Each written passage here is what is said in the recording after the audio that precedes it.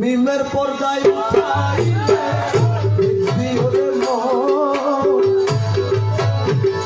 রাম রহিম কৃষ্ণ করিম মূলে মিমের পর্দা উঠাইলে হযরত কেবলা রহমান মৌলা মূলে হযরত কেবলা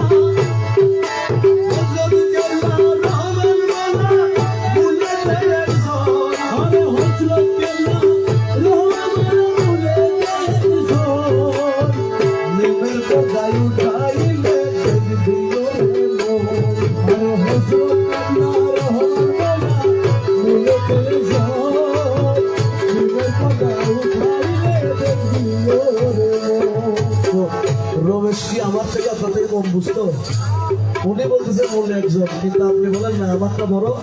আর আমি বলি আমারটা বড়। এগুলা দ্বন্দ্ব যতদিন আমাদের মধ্যে থাকবে ততদিন আমাদের তরিকায় মাইফুলের ঘরে কোনো লাভ নেই।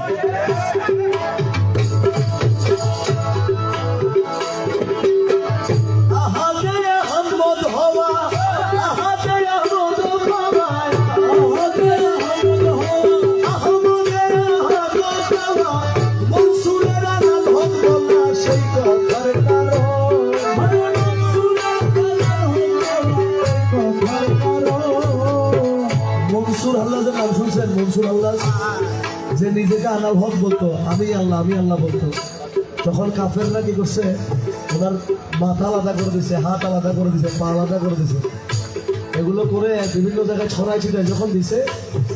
হাতে মানে কিতাবে আসছে ওনার শরীরকে 1400-এর উপর টুকরা করা হয়েছিল, কেটে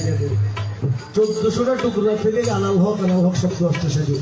কারণ উনি আল্লাহ নামের সাথে মিশে গেছিল।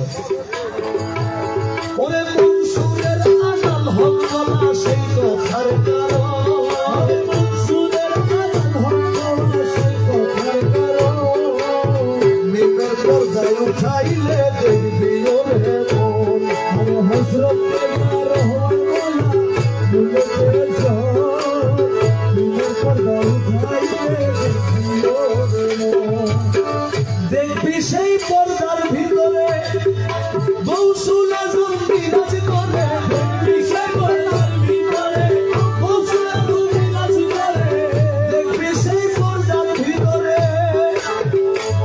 আরে গৌসুল আজম বিরাজ করে, গুপ্ত খবর ব্যক্ত করে নিজে মৌলা আরে গুপ্ত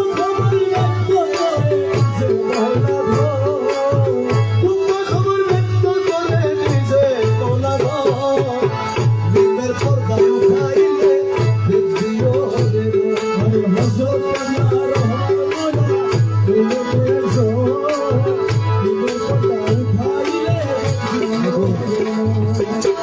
রমেশ কয় বাবা ভান্ডারি পর্দা উঠাও দয়া করি, তোমার রমেশ কয় বাবা ভান্ডারি